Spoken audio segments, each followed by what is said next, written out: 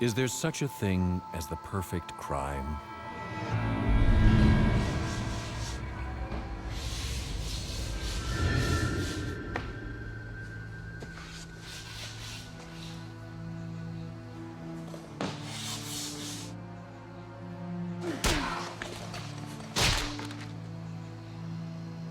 If you were to kill someone, how would you get rid of the body?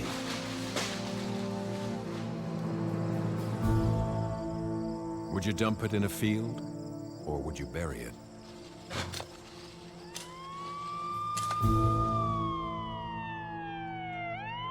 Even without a witness, can nature provide police with enough clues to trace the murder back to you? When you look at a body, or when you go to a crime scene, we have a saying, you go to the crime scene and you let the crime scene talk to you. The dead can speak volumes. When there's nothing else to go on, nature's clues can tell investigators all they need to know about the murder and the murderer. This is the story of how the world's top forensic experts turn to nature and prove there is no such thing as the perfect crime.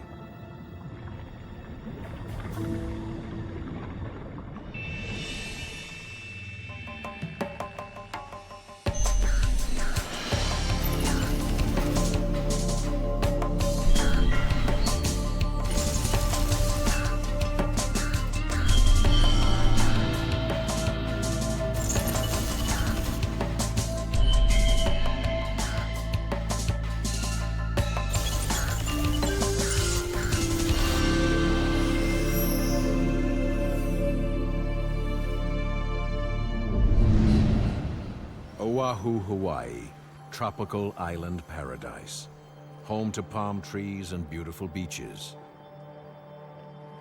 When most of us think of Hawaii, we think of surfing, swimming, and playing in the sun.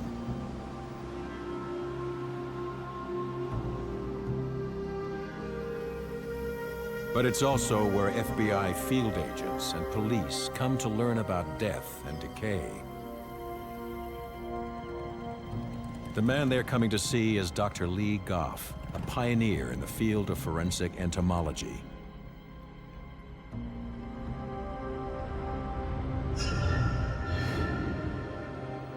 Gene Ireton was prosecutor on the Schneider case.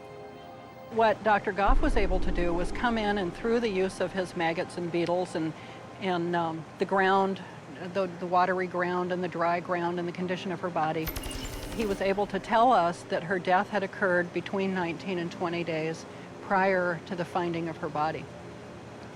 And what that did is it put us smack on the night that she was seen with Richard Brady, and he was later seen in her car without her. So it basically tied it down for us so that we could tie him into the murder scene. There's something right in the middle here that looks like a little grasshopper in the fetal position. Forensic entomology isn't something that works in all cases, but when it is present, the insects are there, you have potentially a very powerful tool to assist in the law enforcement effort. Forensic entomology is not a line of work for everyone. It's a field for the strong of stomach and weak of nose. In a homicide investigation, insects can provide investigators with incredible insights. What looks like a repulsive mess of maggots can actually provide clues about time of death, movement of the body, and possible injuries or cause of death. In this training exercise, pigs are used to stand in for human remains. But if we start probing around, let's look. Here we have maggot activity. By putting out something that closely approximates human decomposition, we're able to combine not only the life cycle of the individual flies, but also this pattern of succession of different insects onto the body as it decomposes. And the temperature here, since we don't have that maggot mass, is significantly lower than what we have. So the combination of individual life cycles with the succession studies that we do out in the field provide us really with the basis for making these estimates. Over the course of 5 days, police officers and FBI agents follow the decay and decomposition process on a series of pigs placed in different settings. One of the things we've tried to do during the course here is present as many different types of scenarios as we can, at least of the common sorts of scenarios in which we'd find a body. So we've had the body that was exposed, the body that was wrapped. Another thing that we find most frequently types of deaths where you find a hanging. Each scenario provides different clues to investigators. This is the pig we put out on Friday. So we're looking at essentially 5 days into the decomposition process. Carcass is deflating, and we're in what we refer to now as the decay stage. Nature will always leave clues on a corpse. Using those clues to pinpoint time of death is just one of the challenges for specialists.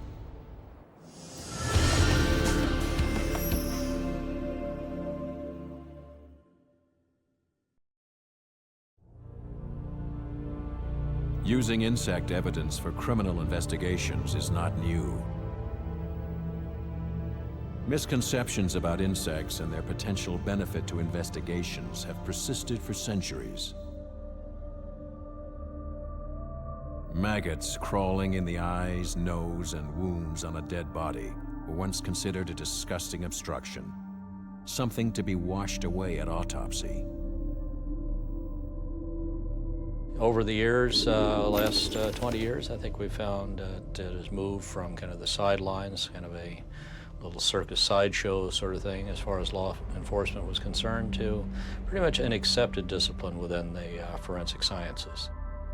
Today's forensic breakthroughs mean more and more court cases are relying on insect evidence.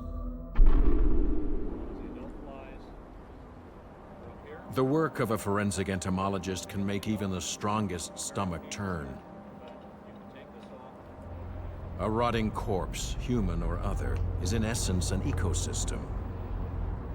The comings and goings of the colonizers and scavengers are what experts rely on for information.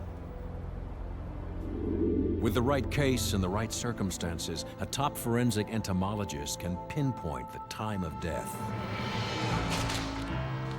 After a period of about 24 hours, most of the markers that pathologists would use for estimation of a period of time since death vanish or become very arbitrary.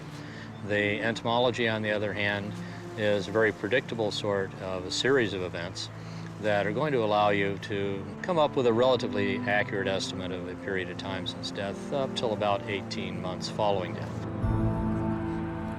On your average day, with your average murder, it doesn't take long for insects to find the body. Usually it's somewhere in the neighborhood of about 10 minutes. And when that first fly lands on the body, it begins a biological countdown. When the first fly comes in, this fly is going to lay the egg. The egg is then going to mature and hatch into the larva, which we commonly refer to as a maggot.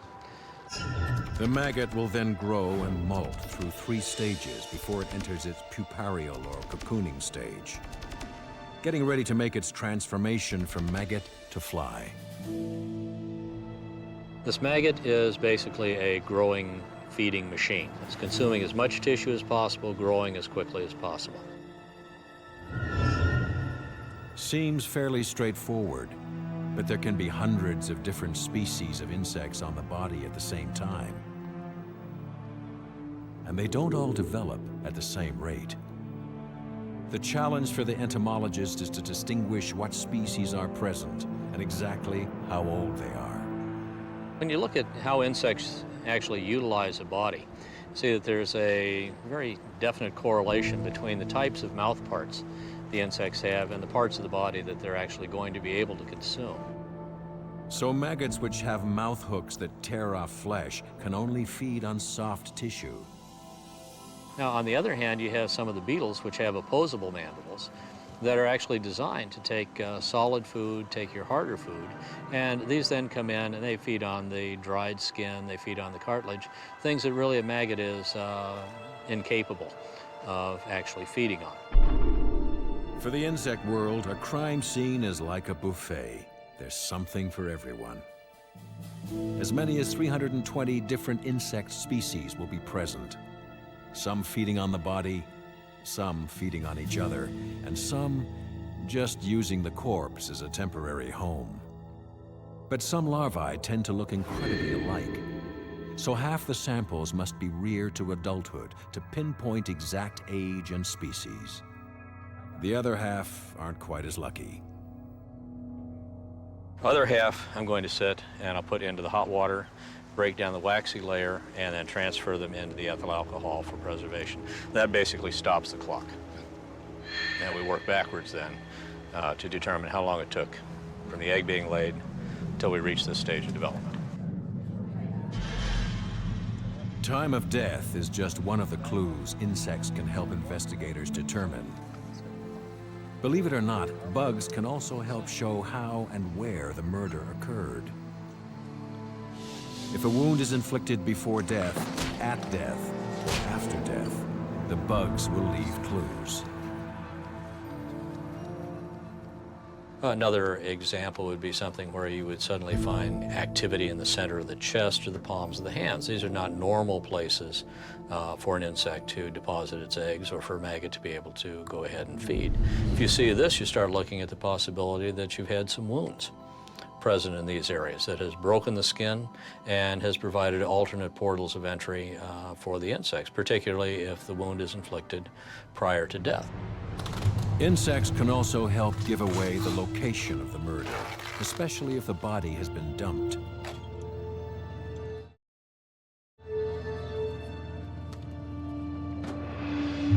Insects are pretty much everywhere, but you don't have all the same insects in all the localities. And we take a look at a body and we have insects from basically the wrong type of a place. Okay, this tells us immediately that the body has been moved. Different species prefer different habitats. If flies that prefer urban centers are found with a body in a farmer's field, obviously it's been dumped there. Though nature's clues appear predictable, abnormalities also come into play. A body exposed to direct sunlight will decompose much faster than one in the shade. Wind and high temperatures will also dry out tissues, sometimes causing mummification. Maggots themselves can often create confusion. Boreholes in the skin of a victim can look surprisingly like bullet wounds. You have to look at these very carefully. You can distinguish between the two. You put it under the stereo microscope and take a look at the margins. But these maggot boreholes or exit holes are often mistaken by law enforcement initially for gunshot wounds. There's always more to discover about the wonderful world of murder and maggots. And anybody that wants to fix and take home your souvenir maggot, you know, we have a few here. You're going to see coming in comes in fairly early, very active predator. Oops. Oh, I see. They look like a bird's footprint or whatever. They're like, that's really cool. Insects can tell a lot about a person's demise, but they're of little use if investigators can't find the body. For that, they look to the dogs.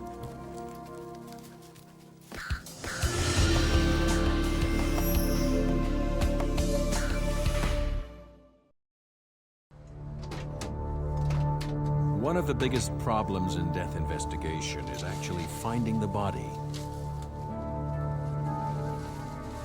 If a killer dumps his victim in the woods, cadaver dogs can be used to search massive areas much faster than humans. These dogs are specialists in sniffing out death. They can help find buried bodies, dismembered bodies, and even indicate areas where a body used to be, but has since been moved. Jesse, search. Search. Now, cadaver dogs can be used on land, they can be used with surface finds, buried finds, and there are even instances where they use what they call water dogs. They're a type of cadaver dog to find bodies in the water. What is it? What do you got? What do you got? A dog's nose is extremely sensitive. Canine under control. Go ahead. Be advised we have a victim location, northeast corner of our segment. We'll advise grid location. We'll be marking the spot and backing out. Canine experts believe it's as much as 100,000 times more precise than humans. Dogs can also discern among scents, so they can pick up on minute traces mixed in with other smells. It's a very minute amount that we really can't conceive, and that's what we rely on. And it's extremely accurate and sensitive. It's amazing sometimes. Even all these years working a dog, I'm still amazed at what they can detect. Search teams generally consist of a couple of dogs. They're highly trained handlers and a number of support personnel.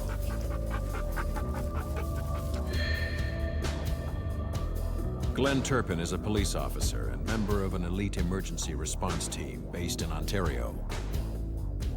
Yeah, I get the question sometimes as to why you do it.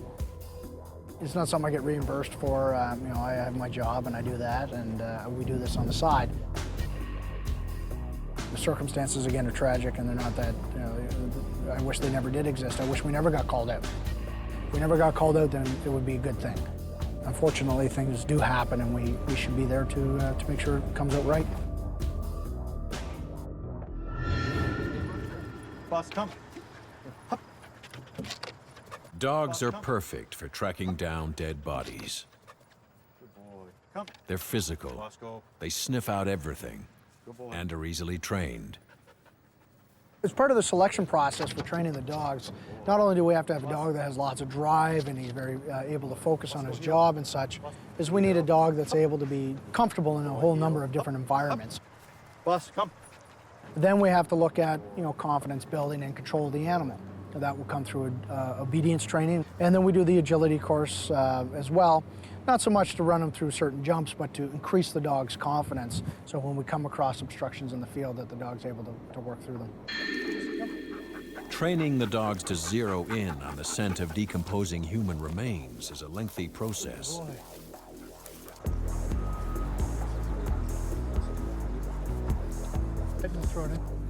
The dogs learn to associate finding the terrible smell with getting a reward.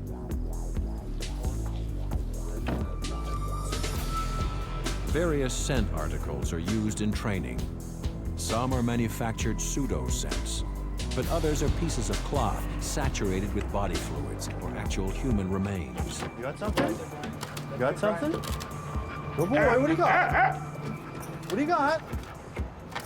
Good boy, what is it? One of the benefits of utilizing the dogs is their natural prey drive. They want to work, they want to look, and what we're trying to do is recreate that environment. So we're utilizing that dog's natural hunting skills.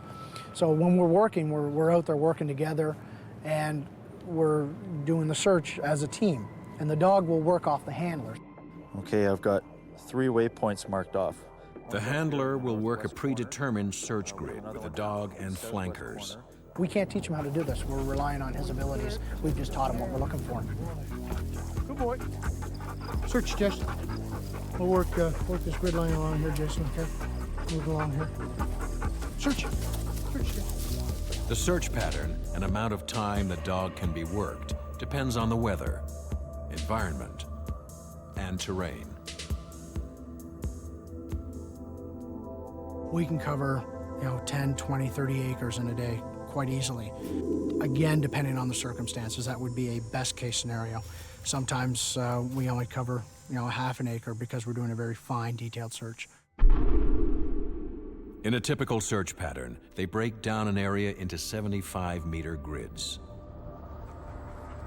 Search. The team then moves through the area, searching for any clues or signs of disturbance. The handlers and flankers use their eyes and GPS. The dog relies on its nose. Yep. We're almost there. We got about another 15 minutes left in this search segment, and then we'll be back to command. Some search areas are easy to move through. Others are more challenging. If Wind just blows in an open field. It's a very simplistic search, whether it's buried or it's on the surface. The dog is simply going to pick up scent that's blown. But that's make it realistic like it is in the real world. You've got to have a handler who can really read the dog. In the real world, wind and rain play a huge role in the success of a search. One of the biggest environmental factors that's going to affect a search operation is the wind. The wind is essentially the vehicle that carries the scent. And the more that's there, the more it's going to be dispersed and accessible to the dog. If they have a good breeze and it's a cool day, the teams can cover a large area very quickly. But too much wind is a problem. A heavy wind will disperse the scent over a larger area, affecting what the search teams call the scent cone or scent wall. When the dog pinpoints the source of the smell, he lets the handler know.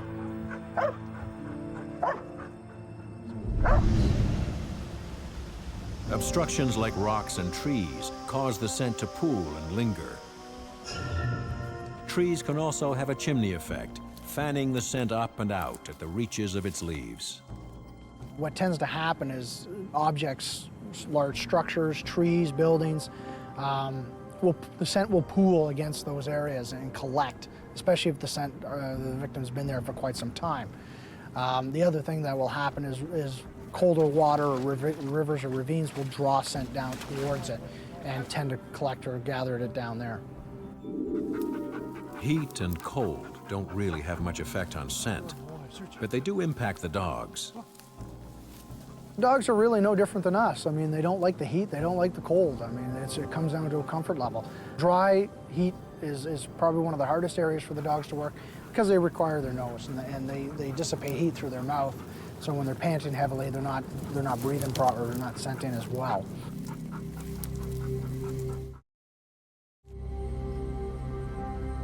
With buried remains, it's a whole new story. Depth dictates everything. Did the killer have access to heavy equipment? Or did he leave the body in a shallow grave? Anything buried under 4 feet goes through the same decomposition process as surface remains.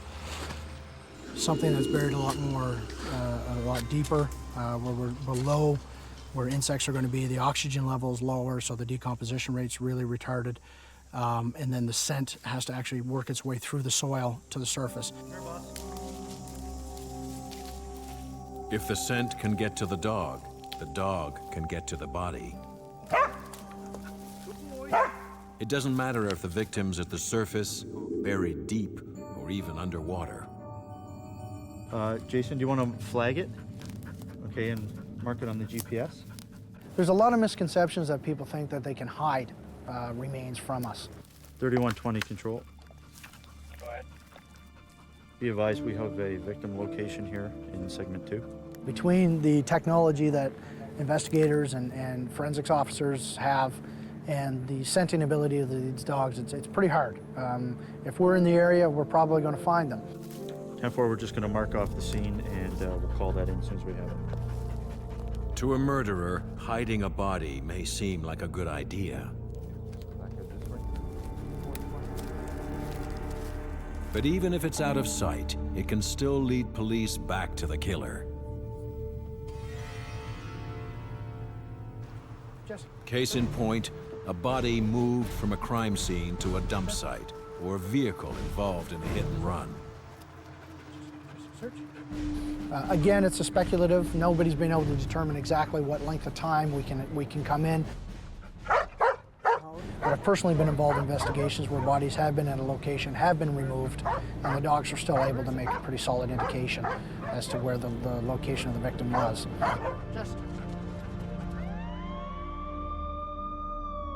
Dealing with death day after day can be tough to handle. The way you deal with it is knowing the end results. Yeah, the scenes aren't nice. You'll never get used to them. I don't care what anybody says. You learn to deal with them, and you just try to put a positive spin on it as best you can. Knowing what you're getting and what you're helping accomplish, that's what makes it more easily dealt with. No matter what you do, nature will always leave clues, whether they're on the surface or below, on ground or underwater.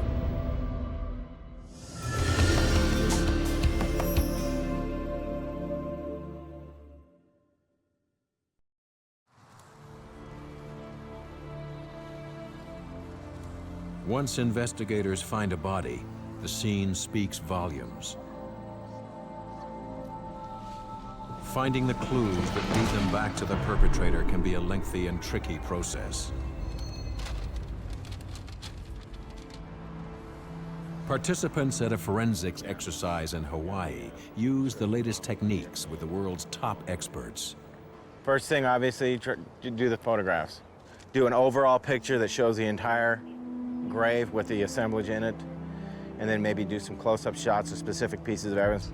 And so as an anthropologist or an archaeologist or an odontologist or a dentist, if we're called into a case, we're called in to assist the medical examiner, and we're just assisting with their case. Dr. Bob Mann is a forensic anthropologist with the U.S. Army Central Identification Lab in Hawaii. He's seen more than his fair share of homicides. Mann's focus is on finding and bringing back America's fallen war heroes. After over 20 years in forensics, Dr. Mann is a leading authority in the identification and recovery of human remains. The normal human skeleton has 206 bones and 32 teeth.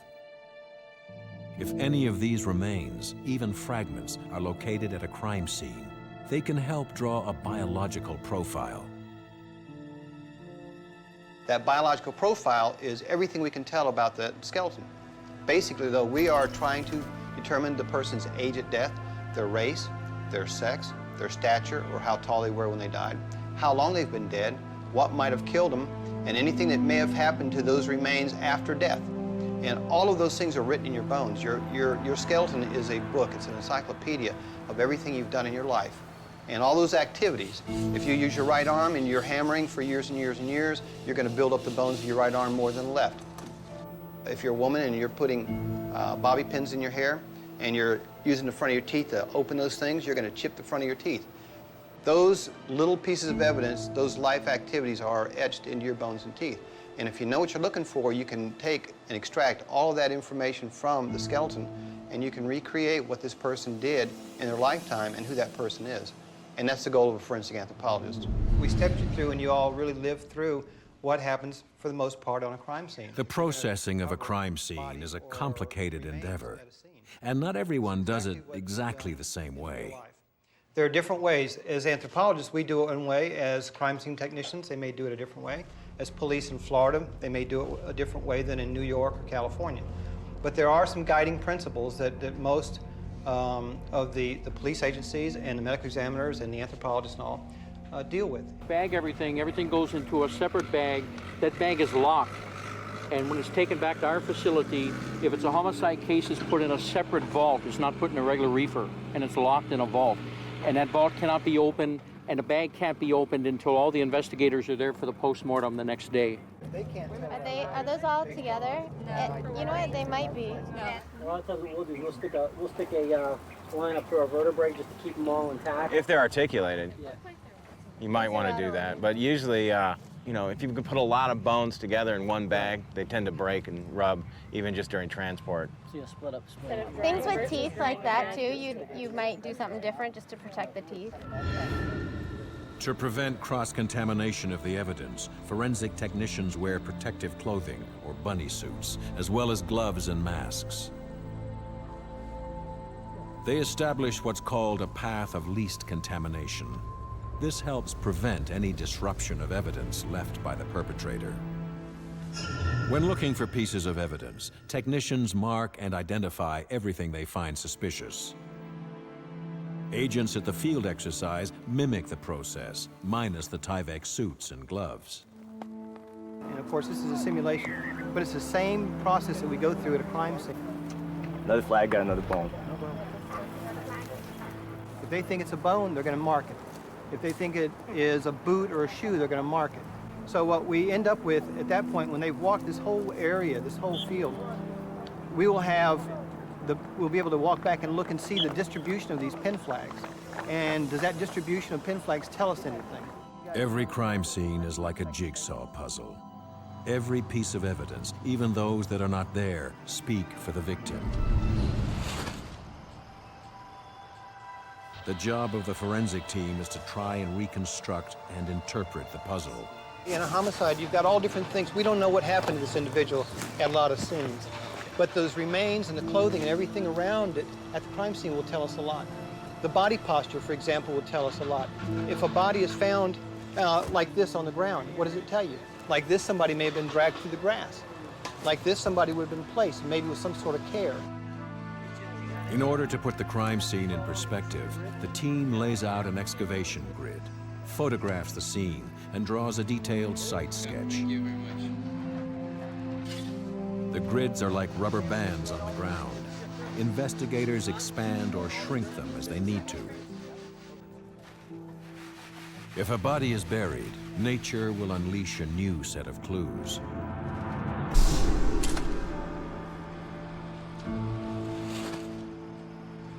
A buried body takes around 8 times longer to decompose than one on the surface.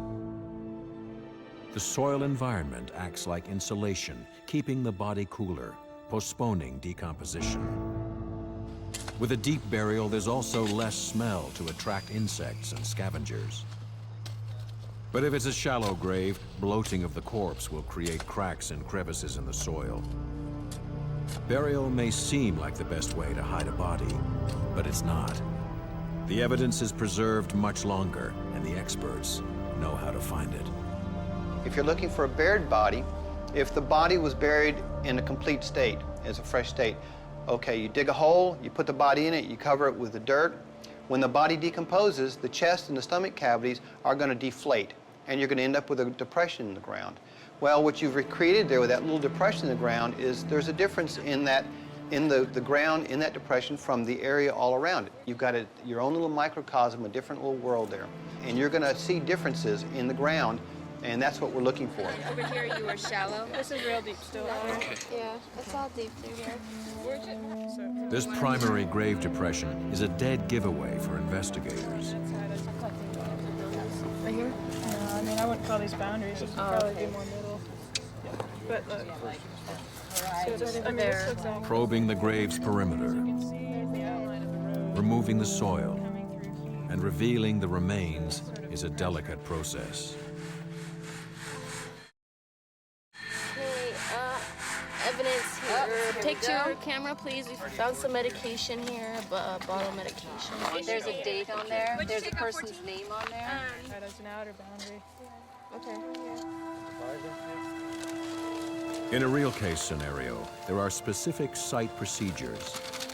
Team members work in a systematic fashion, photographing and labeling key components of the crime scene. It's a difficult task on land, but what about remains dumped into water? Does this make it any easier for a criminal to get away with murder?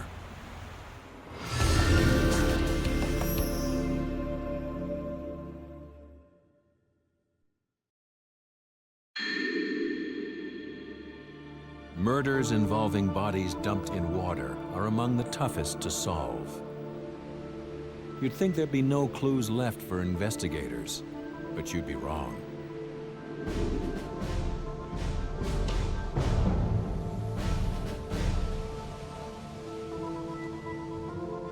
For elite forensic divers, underwater death scenes can tell plenty about how, when, and where a person died, whether by accident or murder.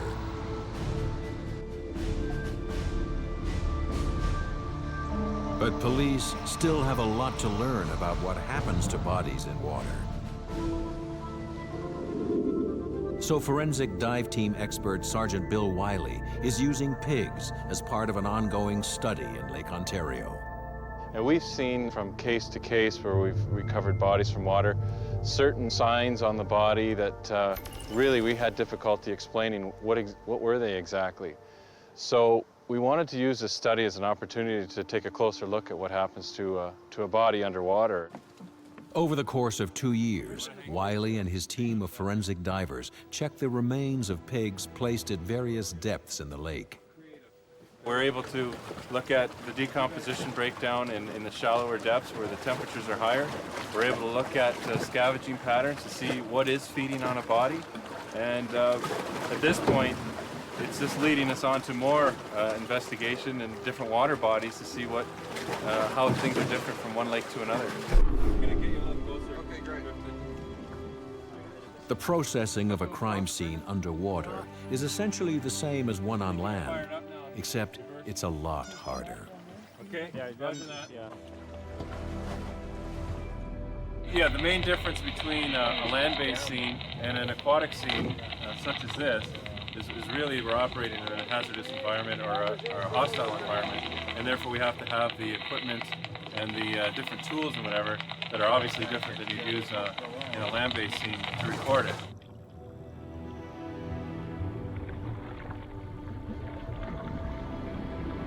Diver 1 from surface, can you give us your observations, over?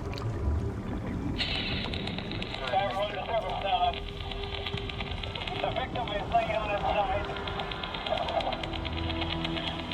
and it's approaching him again now. Roger, copy that. Keep us updated, over. And once... The diver communicates with topside investigators and the dive supervisor through video and voice link. Diver 1, if you can hear me, point your camera at Aaron, the cameraman, over.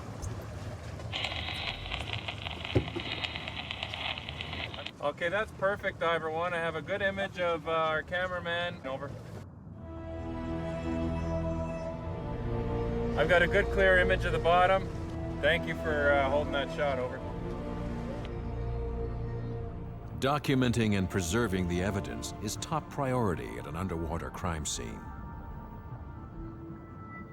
The purpose of the forensic diver is to really act as the hands and the eyes of the topside investigators. We can't take forensic identification officers down to the scene with us, so we have to basically fill that role for them by recording the scene. If it is a death scene, we'd hopefully have the investigator on board, possibly the coroner on board, and that's the beauty of having this equipment. We can have the coroner come right out, and really he's responsible for that scene. He can tell us what he'd like to look at.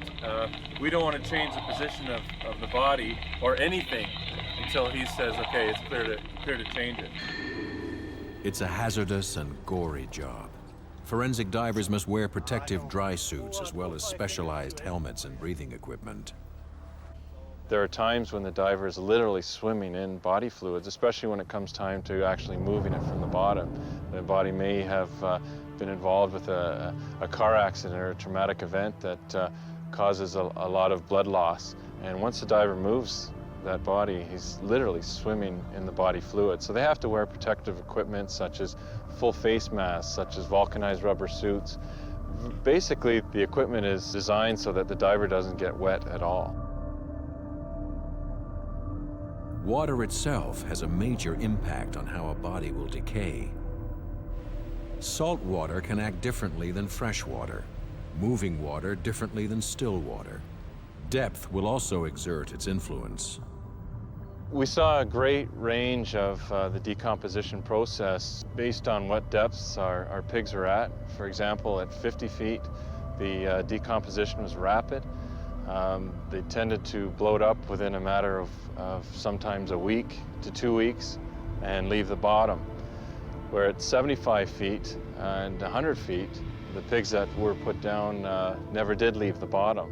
The cooler temperatures and the higher pressure at that depth kept them there, and the decomposition rate was slowed right down.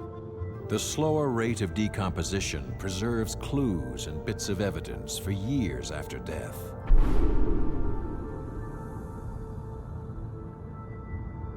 Divers use a specialized mesh bag to bring remains and evidence to the surface.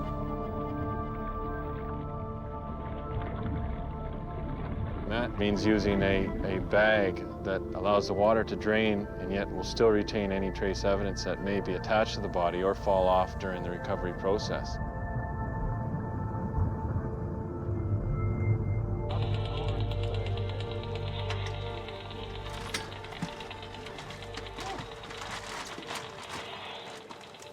The moment a body is exposed to air and warmer temperatures, its decomposition process becomes highly accelerated. Okay, let's get our divers out.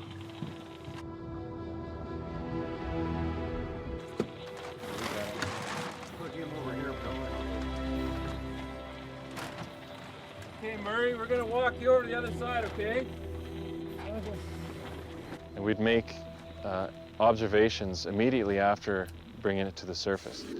And we'd be doing a head-to-toe examination once again, looking at changes in the eyes that may indicate exposure to air, meaning that the person may have been killed on land and dumped in water. We look at liver mortar, or the color of the body, to see if it fits the scene. It indicates that the body had been left on land, lying on a surface, and then dumped in the water. We'd look at the body position. Rigor mortis or rigor mortis, and that could tell us a lot. Does it fit the scene? Normally, if a person drowns in the water, there will be a distinct position of the hands.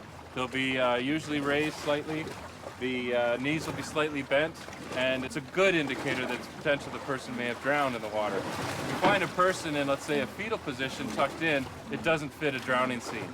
That would fit a scene where somebody may have been killed on land, placed in a box or a small area, transported to a dump site, and then eventually dumped. Bodies found in water can have unique signs of trauma. A body moving along the bottom will get cut and scratched. Fish and crabs will pick at remains. Knowing what a scavenger can do and what the feeding patterns are can help us determine what happened to the body. Whether it was pre-death trauma, or whether something may have happened that would help us with the investigation, or was it just animals feeding? That feeding pattern alone can be a good clue to the investigator that there was trauma to the body and that may lead to their help solve their case. With forensic diving, time of year makes no difference at all. Whether it's the heat of summer or the depths of winter, divers respond to calls 24 hours a day. Not a job for the faint of heart. What happens with us is, it is a job.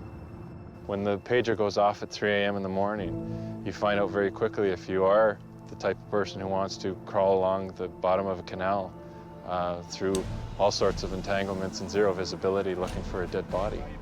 It's not for everybody, and you find out very quickly if you can do it or not.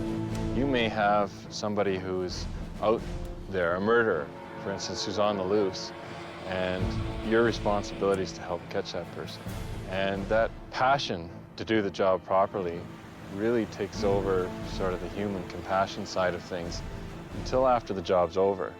And then once it's all over and done with and you've gone home and you have some time to think of it, we're all human and it can affect you. It affects everybody. In the quest to solve the mysteries of murder, forensic experts have an impressive arsenal of tools at their disposal. Some are technological marvels. Others are as natural as the world around us. With nature's clues, investigators can piece together not only what may have happened, but also when and where. Each case is unique. Each environment influencing remains its own way. Every single one of them is a unique puzzle. Every single one of them is intriguing. Every one of them just keeps you awake at night. You never get used to it. At least I don't think you do. I don't actually think you should get used to it. If I ever reach the point where I walk up and I start looking at a body and going, oh, so what? Then it's definitely time for me to get out of it and find something else. We have a saying that we work on the side of the angels. A lot, you know, your victims in murder cases are dead. And whatever you can do to bring about justice, make their death more understandable or more acceptable, I just feel I have to do. Whether on land, underground, or underwater, human remains provide investigators with clues. Making sense of those clues left behind can lead police straight back to the killer.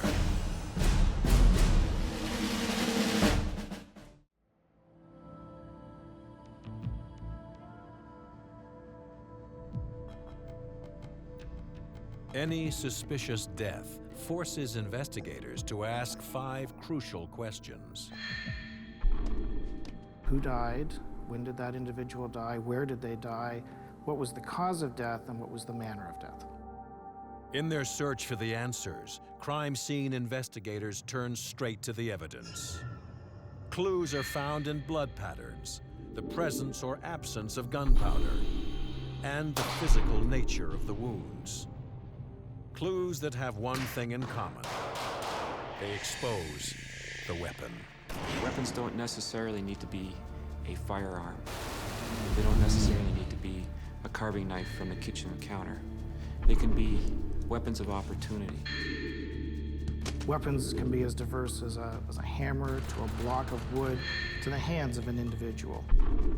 You can't always aim a bomb the way you do a gun. It's a weapon that usually kills, maims, injures indiscriminately. Forensic experts reconstruct the crime scene.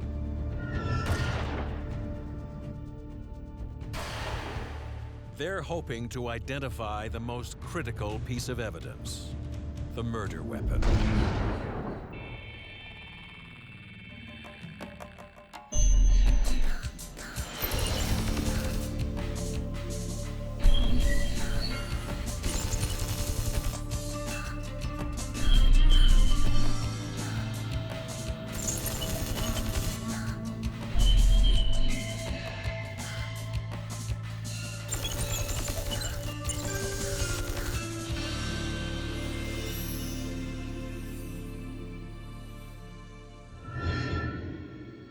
Investigators begin every story at the conclusion of its last chapter. Working backwards, guided only by trace evidence, they make their way to where the story begins. It wasn't so hard, it wasn't so easy getting it, you know?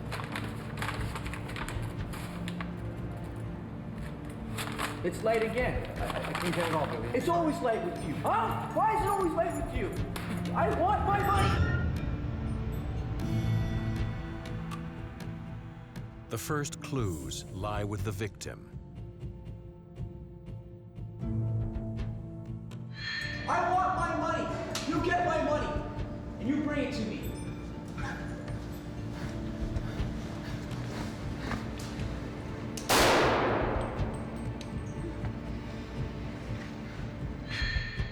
The body begins a journey, one that leads directly to the weapon.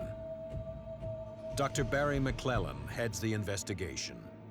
It's the coroner's responsibility to investigate the body and to use the information collected from that investigation in order to determine cause and manner of death.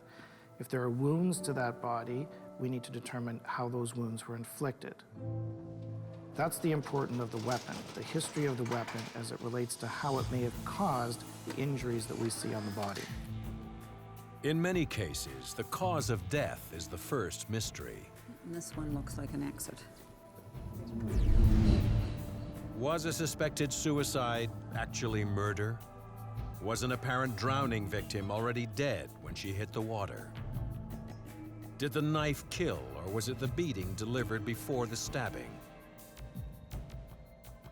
But one of the first witnesses to speak to investigators is the scene itself. The blood patterns left behind begin a confession. They tell a tale of one weapon.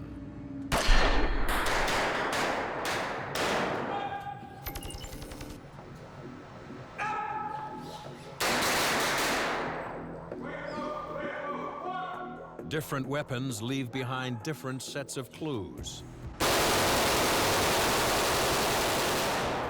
To understand these clues, investigators run weapons through a battery of tests. Constable Craig Moore takes that information and applies it to blood patterns. Over the last few years, I've become specialized in an area of forensics known as bloodstain pattern analysis. The close visual analysis of those blood stains allow me to offer an opinion as to how they were caused.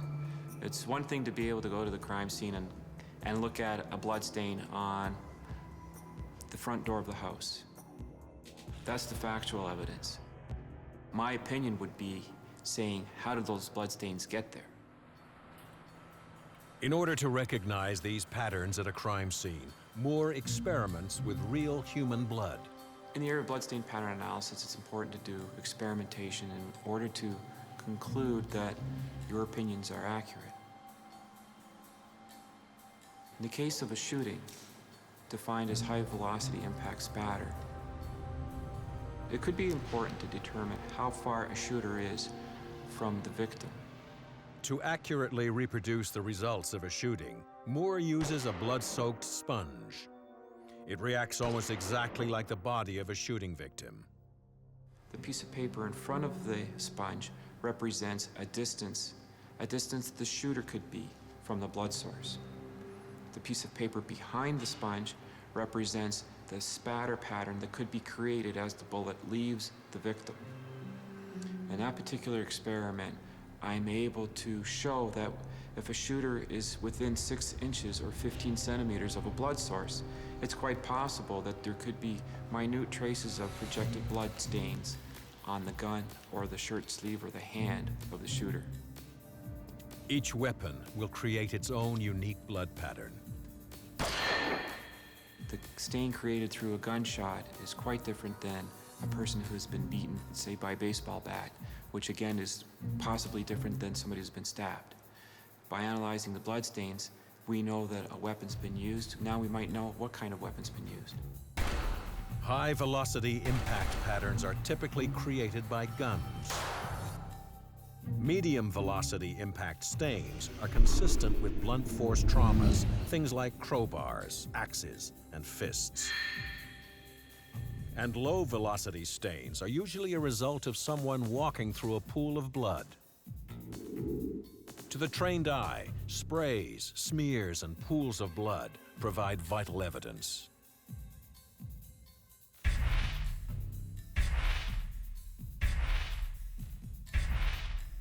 Beyond the patterns themselves, each individual droplet of blood is a clue. Using basic trigonometry, analysts look at the shape of a blood stain and determine its exact angle of impact. Moore designed a model to explain this theory to a jury. The model represents a droplet of blood. It's spherical in shape. The column represents its flight path, and the base of the model represents the stain created as it impacts the surface. This model represents 67.5 degrees. This is 45 degrees. And finally, 22.5 degrees. As the angle becomes more acute, the stain becomes elongated. This allows experts to pinpoint exactly where the spray started.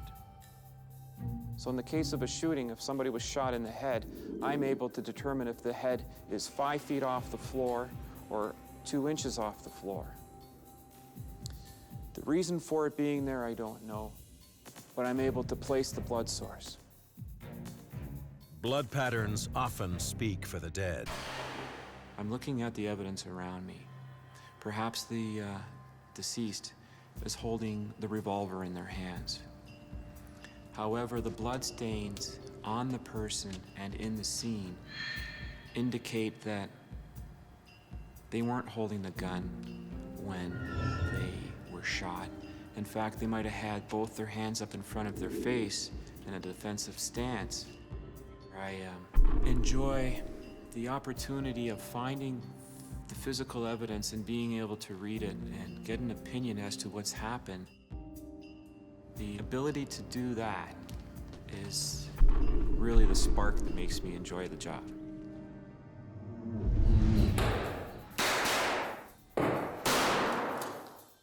To augment their weapons training, elite tactical units learn from Moore about the science of blood patterns.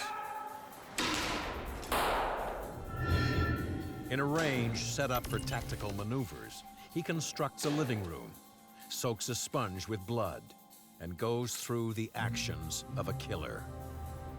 For educational training purposes, it's sometimes beneficial to recreate a bloodletting scene, a mock scene. The student has the opportunity to actually see one, not using them to use their imaginations or to pretend or to look at photographs. They're actually standing in front of the stain, analyzing it on a one-to-one. Using a mock crime scene gives the SWAT team another perspective on the damage that weapons leave behind. I want you guys to look at this and try to come up with an idea as to what happened.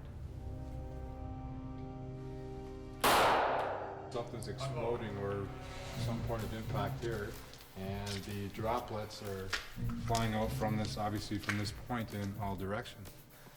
You're right. So as the analyst coming into the scene, and I see that on the wall or on the floor, I know there's been a shooting. In another corner of the room is a distinctly different blood pattern. The elite tactical unit is left to decipher the weapon used. Looks like somebody hit a home run. Well, you're not too far off the mark. And then somebody bled out. Exactly. There and here. You're absolutely right. This is a beating.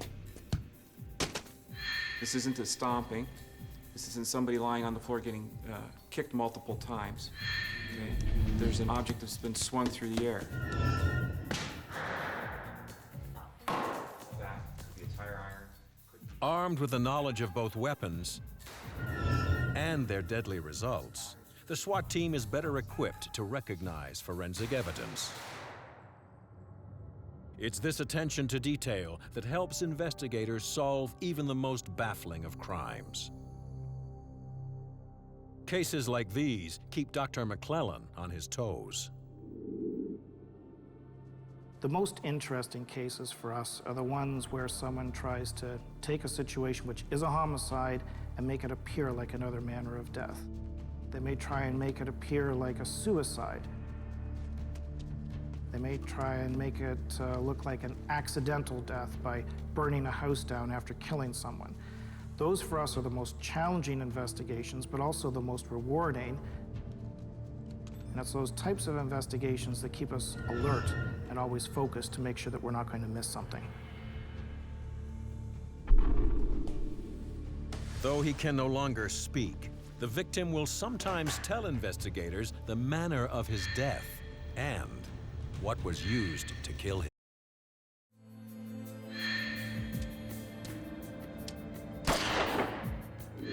When a victim enters the morgue, the investigation is passed to the pathology team. Their job, to link the wounds with a weapon. Jeff Arnold has assisted in over 16,000 autopsies. The role of a pathologist assistant in an autopsy is basically to act as an extra set of hands and eyes for the pathologist.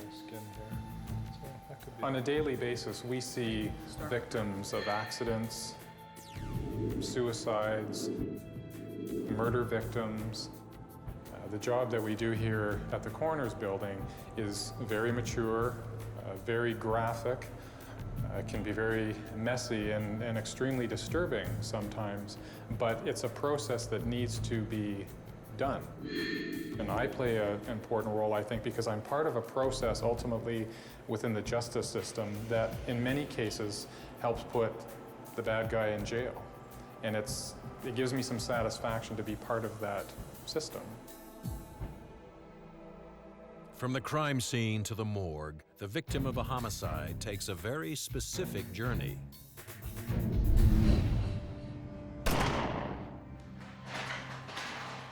The first stop is the X-ray.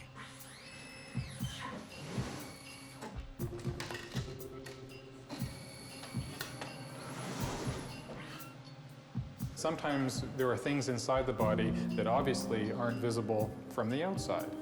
And we are doing it primarily in circumstances that are suspicious or homicidal in nature. Primarily, we're going to look for foreign metal objects, like bullets. And in pathology, we need to identify the locations of those bullets because we need to recover them for the firearms examiners. I don't think we're going to have much in his limbs, but there should be at least one on his chest. So we'll get a couple of chest films and maybe one of the head. Yeah, how about there? That looks good. Okay. Part of the process involves using scalpels and sharp instruments. We don't want to damage the bullet when we're removing it. The other times we may use X-rays is to identify the possibility of a knife that may have broken off during an assault or an attack. If there's an explosion, what we're going to be looking for are pieces of the bomb or shrapnel. Probably a bit of jacket up there, so that's great. So why don't we get a lateral of that before so we're going to document the presence or absence of those things. Once the bullet has been located, the body is ready for autopsy. 911 call said a couple of shots fired. No further history from the scene? Not that we know of. We're working on that right now. Is there much blood loss? The person responsible for what happens to that body is the coroner. It's very important that that body is kept under custody and in control until the completion of our investigation. So that body will be bagged at the scene. A special seal will be put over the bag so that it's clear that no one has interfered with the body until the autopsy is performed. And then just prior to conducting the autopsy, the seal will be removed in front of the pathologist, and that ensures that there's no break in that chain of evidence as far as investigating the body. Looking at the X-ray, the projectile looks like they're full metal jacket, so it's quite possibly a pistol used versus a long arm or a revolver. In a complex death investigation like a homicide, there's many players involved, where we have experts from the police, pathologist, biology, toxicology, firearms, whoever we may need to bring in depending upon the specific death investigation. Now it's the coroner who's the quarterback for that overall investigation. So that certainly would fit with this entrance down to here, Toby, and these others being through and through. Yeah, 3 holes in the shirt. One of the integral links in the forensic chain is the firearms experts. The clues they gather add another chapter to the story. Since their inception in the 15th century, guns have revolutionized the act of murder. Dr. Barry McClellan sees their deadly results increase every year. The most common weapons that we come across in our coroner's death investigations are guns and knives. And there's been a dramatic increase in the number of homicides as a result of guns, handguns, rifles, shotguns in the past 10 or 15 years, especially in large cities. As a result, an entire division of forensic study has been dedicated to firearms. Bob Warburton has worked with guns since he was 12 years old. My parents were both competition or state pistol shooters. So I grew up travelling around the countryside, attending all these gun clubs. So it's a natural progression from being in the police service into the forensic firearm identification, where I could use my skills and knowledge of gun manufacture and the firearm industry. Crimes involving guns could not be solved without the firearms experts.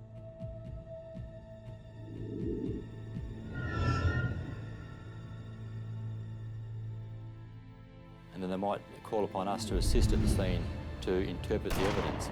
And interpret the evidence might mean to analyse trajectories to see which way a bullet might have come from, to see how far away a gun might have been fired from, to assist in the location of evidence that might be left at the scene. In order to link the weapon to the crime, the gun is run through a series of tests. Every gun leaves a unique signature on its bullets.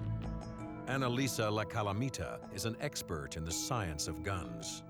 On a bullet, as it travels down the barrel of the gun transfers the unique markings it possesses onto the bullet itself.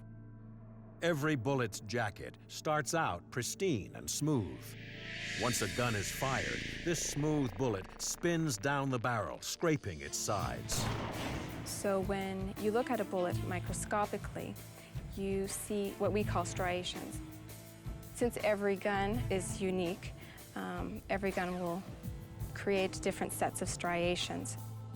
And essentially they look like scratches running the length of the bullet. It almost looks like a barcode. Forensically, these barcodes provide irrefutable proof linking the gun to the crime. But to put the puzzle together, Warburton needs all the pieces. The gun from the crime scene and the bullet from the body. We do then fire that gun into a water recovery tank. And we use water because it's a very good medium to stop bullets. Bullets are designed to travel through the air. Water offers a greater resistance than air, and it slows the projectile down rapidly without putting damage onto the projectile. We test fire the gun into the water tank, and then we get the bullet out of the end of the water tank that's come from that gun, so we can compare it to other bullets that we've recovered from crime scenes. Both bullets are now compared under a microscope. If the striations match, there is absolutely no doubt about the murder weapon.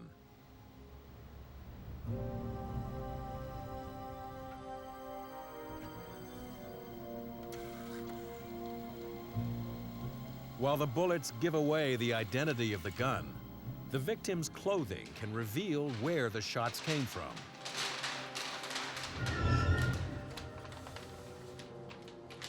When a gun is fired, it's not only the bullet that exits the barrel of the gun, but you also have what we call firearms discharge residues. So the closer that the target surface is to the gun, these deposits will actually place themselves onto the target surface. The size and pattern of the gun residue can tell La Calamita precisely how far the shooter was standing from the victim when he fired the gun. Now, as the muzzle to target distance increases,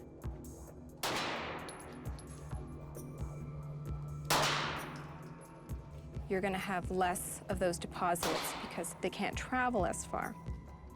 So at 7 feet, you don't have any of that black cloud, which was soot, and you also do not have any of the partially burned and unburned powder particles around the hole. So this would be indicative of a distant shot, until eventually you're going to have no deposits and just a bullet hole on the garment clothing. So the pattern or lack of pattern produced by those firearms discharge residues is going to be compared to test panels that we make using the suspect gun and ammunition at various distances. Most crime scenes provide investigators with more than enough information to solve the crime. Coping with that information can be difficult. In my experience of working as a firearm examiner, I've attended hundreds, getting close to 1,000 different crime scenes involving where people have been violently injured. I do have some very vivid images that will remain with me. I do see them sometimes at night time, but you put that aside and you get on with your job and you record the details. But it's up to the pathologist to record the graphic details of injuries to the body.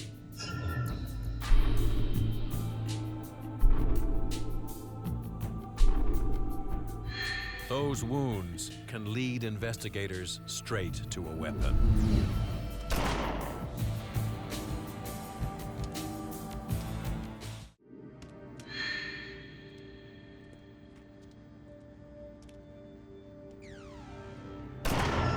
Two shots or 2 cartridges now. Found a couple of cartridges. Wounds and injuries to the human body speak volumes.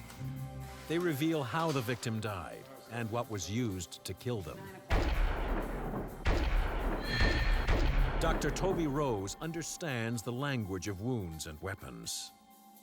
Injuries, for example, that occur either self-inflicted injuries by accident or that occur from one person injuring another person are of particular interest to forensic pathologists.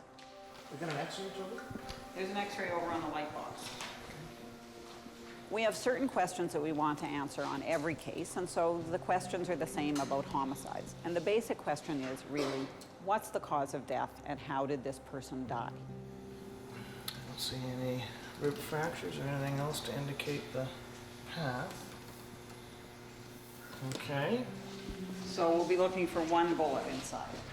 Her most pressing concern is to figure out the cause and manner of death. This will lead her to the weapon. We want to determine the cause of death, and that means the basic injury or illness that caused the person to die. Something like loss of blood or an arrhythmia of the heart, which causes the heart to stop beating ultimately. We'll take this shoe. In determining the manner of death, we have to consider the circumstances more. There are 5 choices. There's natural, suicide, accident, homicide, or undetermined in cases where there's evidence pointing to more than one manner of death.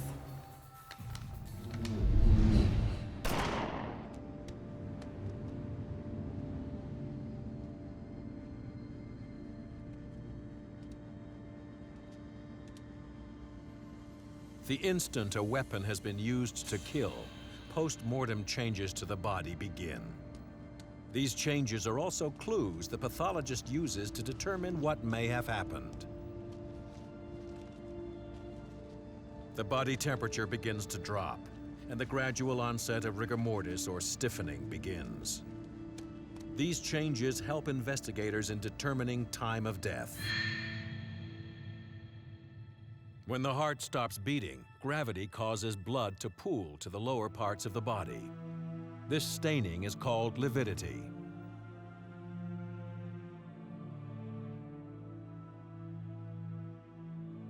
And if a body is moved after this kind of staining occurs and is left in a different position, then it can be quite obvious that the body has been moved from the position in which it died.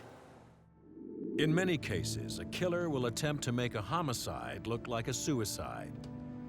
Dr. Rose has seen this before and isn't fooled. We always want to be sure that we catch all the homicides. There's a famous case of a woman who was found at home, seated quietly in a chair, holding a gun and with a gunshot wound in her mouth. She was still holding the gun loosely in her hand. And the initial investigation pointed to suicide. The scene was too good. What was missing was a condition called instantaneous rigor mortis, an instant stiffening of the body, often present in suicide victims. In a classic case, the gun that the person used to kill himself or herself would be clenched firmly in the hand. But this was not a case of instantaneous rigor mortis because the gun was loosely in the hand. Now that doesn't happen. Guns have recoil and they will not just stay loosely in somebody's hand. And this one looks like an exit. That's pretty... After thousands of autopsies, Dr. Rose has a clear understanding of the relationship between wound and weapon. Blunt force injuries caused by objects like bats and crowbars. Lacerations that result from beatings. Sharp force injuries from weapons like knives. And of course, gunshot wounds. In general, there are 2 kinds of gunshot wounds. There's an entrance wound, caused where the bullet goes into the body, and there's an exit wound, caused where the bullet comes out of the body. In some cases, of course, the bullet stops inside the body, so that there will be an entrance wound with no corresponding exit wound. Entrance wounds are generally small, clean, round holes. Exit wounds are not as tidy. There are classic entrance wounds, classic exit wounds, but there are some wounds that are more confusing. And so it takes a lot of experience in determining those kinds of wounds. I feel something just under the skin here. So that could be that. Okay, well, we'll start with that one. Okay. Bullets follow the rules of physics, but they can hit organs inside the body, like bones, and they can be deflected from a straight path. 36. That looks like an entrance wound. So sometimes it gets complicated. And in a person who's had many gunshot wounds, like up to 12, so there can be as many as 24 defects, it can be like solving a jigsaw puzzle. Yeah, and I just just need the distance from the head. Processing the dead can be a demanding and soul-searching job. It is hard to deal with death every day. One of my philosophies about it, though, is that the families of dead people deserve to have nice people looking at their cases and concerned about their loved ones as well. Looking at the X-ray. And with the observations that we make in the autopsy room and by the lab work that we order, we can almost always find out what happened. Now, it's not our job to find out who did it, if there is a who behind it, but we can certainly provide information to the people whose job it is to help them find out who did it. Put the knife down.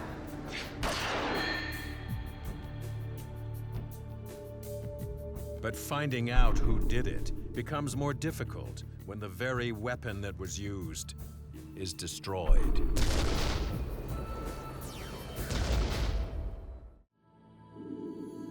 One of the most common mysteries in a homicide is what weapon was used to kill. But with one weapon, there is no mystery: the explosive.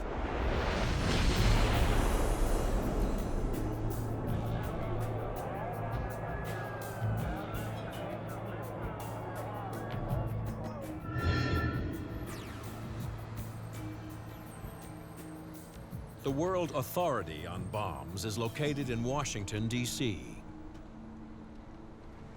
The Bureau of Alcohol, Tobacco, Firearms, and Explosives. Okay, I got good battery, full charge. Good on the cameras. The ATF deals with over 2,500 bombing incidents every year.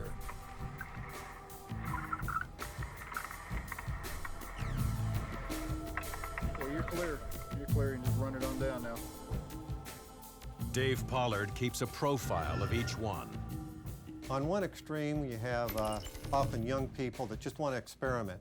They've seen bombs in movies and TV, but their intent is not to harm. A little farther up the spectrum, you have those that build a device and place it just to do vandalism. To blow the windows out on the school or something. And unfortunately, we have those that want to use it as a weapon to destroy a large number of people. To protect themselves from explosives, one of the tools used by ATF agents is a robot designed to retrieve and disarm the device. If a bomb has already been detonated, investigating the aftermath becomes the ATF's responsibility. Rick Strobel is a forensic chemist in charge of the ATF's laboratories. A bomb is nothing more than a weapon. It's a weapon that usually kills, maims, injures indiscriminately. You can't always aim a bomb the way you do a gun. Bombs can be made out of almost anything you can think of. You can start with household chemicals and make a bomb. You can start with military ordnance and have a bomb. Everything from the simplest thing that we see, which is a pipe bomb, all the way up to and including radio-controlled bombs. So it can be as simple or as sophisticated as the bomber wants to make it. The ATF are among the first on the scene after any explosion.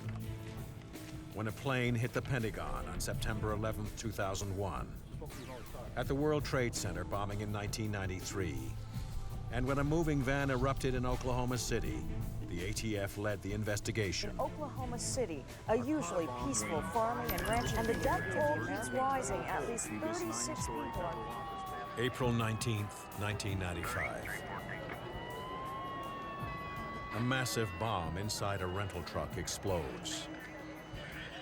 A stunned world watches as the bodies of men, women, and children are pulled from the rubble.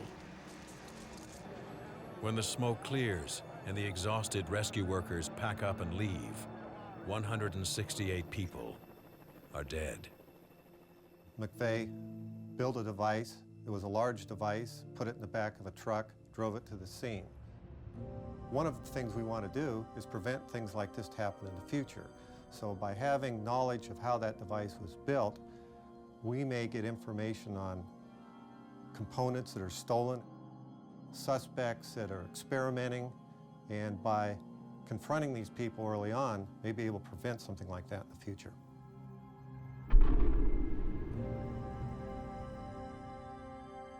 Every detail of every bombing incident is carefully recorded in a giant database at the ATF's headquarters. One of the questions often asked by the investigators, have we had any others like this? Does this match what's happened in an adjacent state? We had an incident out in California where the perpetrator used a spark plug, not common, and we were able to use that to link the different crimes done by that particular perpetrator. To combat the criminals who make these lethal weapons, the ATF sends their agents deep into the heart of Virginia. In the next evolution shot, we're going to be using the MS surface delays. Each one of these detonators will be 100 milliseconds. The objective, to produce agents who understand the mechanics of every type of bomb imaginable. Point. Get our stuff and go down range. Agents who know how to destroy bombs if they are found. All right. And who can decipher evidence from the aftermath. Fire in the hole! Fire in the hole!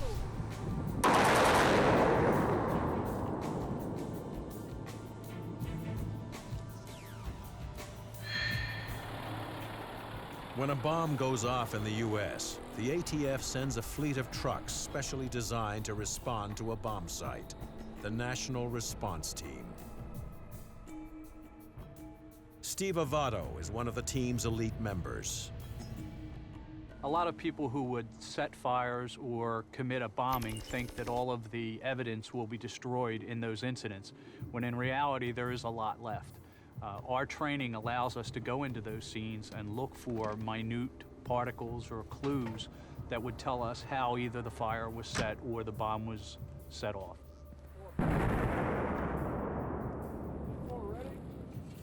The processing of a bomb site is surprisingly low-tech.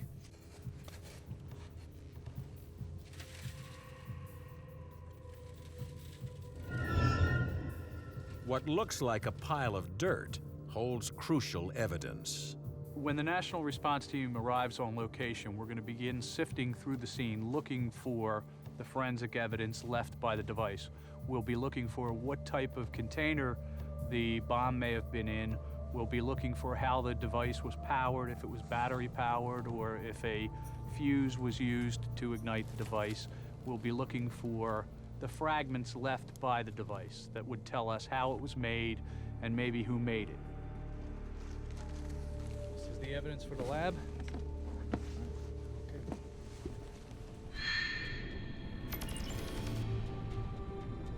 In the ATF labs, forensic evidence reveals the signature of the bomber.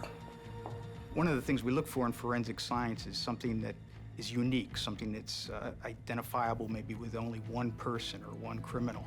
In a bombing incident, what we'll look for many times is the signature of the bomber. You can have a whole host of bomb components, but very rarely will different bombers put them together in exactly the same way. Of the 500 cases that arrive at the ATF's labs, 80% are pipe bombs. They're so common because they're simple to make. There's a lot we can tell about a pipe bomb after it's gone off in a blast. In other words, if a pipe bomb goes off and the pipe ends up fragmented in this fashion, it tells us that there is a low explosive used and that low explosive had a rather low velocity. If you contrast this pipe bomb post-blast, you can see that this fragment, being smaller and also has fractures that are much sharper and sharp-edged. And this tells us that there was a high explosive event that occurred inside this pipe.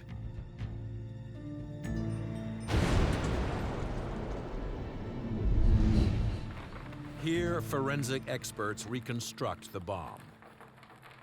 And it's very much like putting together a jigsaw puzzle, except this jigsaw puzzle has missing pieces, and the pieces are burned and charred and maybe scattered over a very large area. So it's our job to start putting the puzzle together. Though lab technicians are far removed from the scene, they are still touched by a bomb's devastation.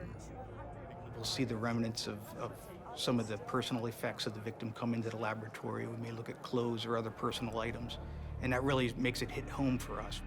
That really gets us motivated, and you actually feel like you're making a difference. You're making something good come out of something bad. Making sense of tragedy can be the most demanding part of a forensic investigation. But to solve the crime, experts must rely on one thing only: the evidence. From the crime scene to the morgue, the physical evidence tells the tale of a murder weapon.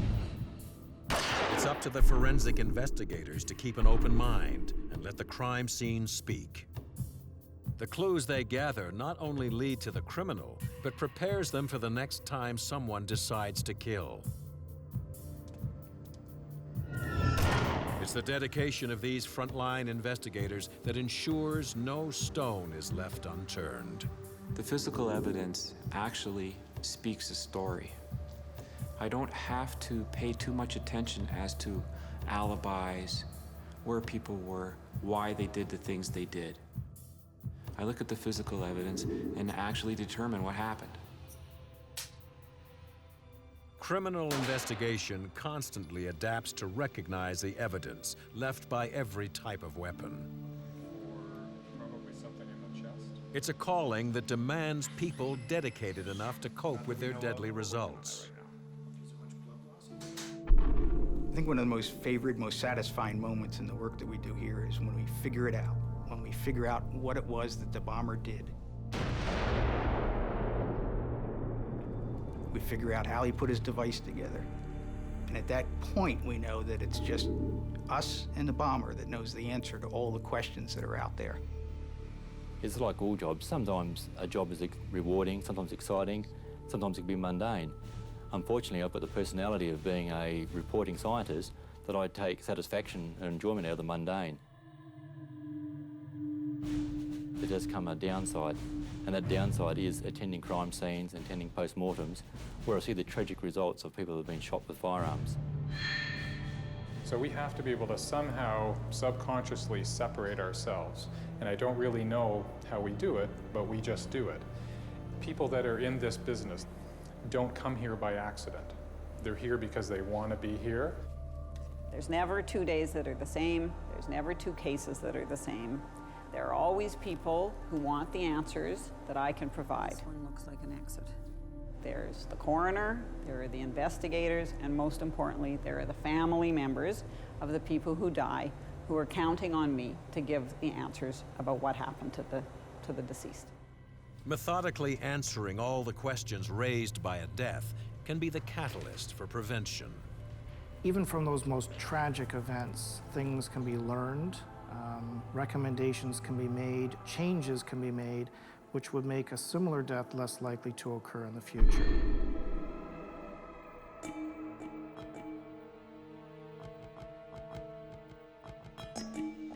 Using the clues that weapons have left behind, investigators work their way backwards from the last chapter to the first. The tiny building blocks of forensic evidence reconstruct the crime, exposing the weapon and the criminal.